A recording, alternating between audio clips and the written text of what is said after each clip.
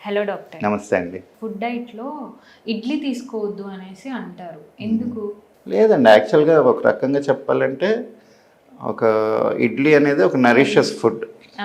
It's healthy కన్నా nourishment. ఎందుకంటే మీకు అందులో రైస్ ఉంటుంది, పప్పులు ఉంటాయి. So you have carbohydrates, proteins. అదేదో దానిలో కొంచెం నెయ్యి వేసుకొని తింటాం.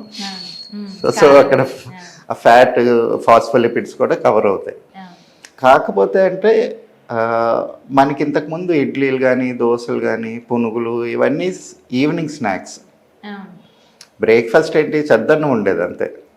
రాత్రి మిగిలిపోయిన నార్త్ ఇండియాలో పోనీ రాత్రి చేసిన రొట్టెలే, లేకపోతే పొద్దున్న చద్దన్నం ఇలాగ చలవ చేసి అవి తీసుకునే వాళ్ళు.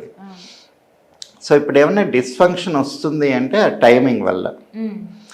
రెండోది ఏంటంటే ఇడ్లీలు చాలామంది పొట్టుతోని తీసుకోరు.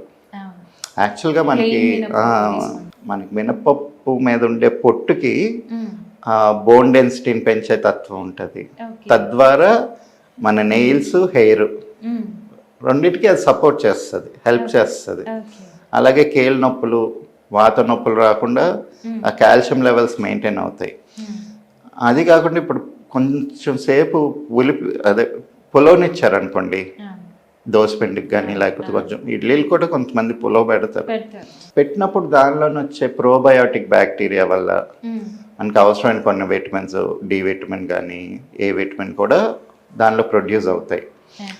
సో ఇడ్లీలు తినడం మంచిదే, అంటే రాదర్ దాన్ ఏదో హెల్దీ ఫుడ్ అని చెప్పి చాలామంది నేను వెజిటబుల్స్ తినేస్తాను, ఫ్రూట్స్ తినేస్తాను అనే కన్నా this is a much healthier option. ఎందుకంటే there is a lot of misinformation.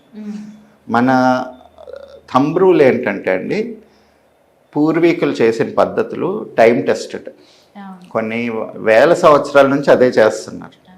Mahabharatam టైంలో కూడా ఇడ్లీలు అలాగే తింటుంటారు, ఇప్పటికీ మనం అలాగే తింటున్నాం. ఇన్ని రోజులు హెల్దీగా ఉన్నది సడన్గా మనకు వచ్చేసరికి అన్హెల్దీ అయిపోదు.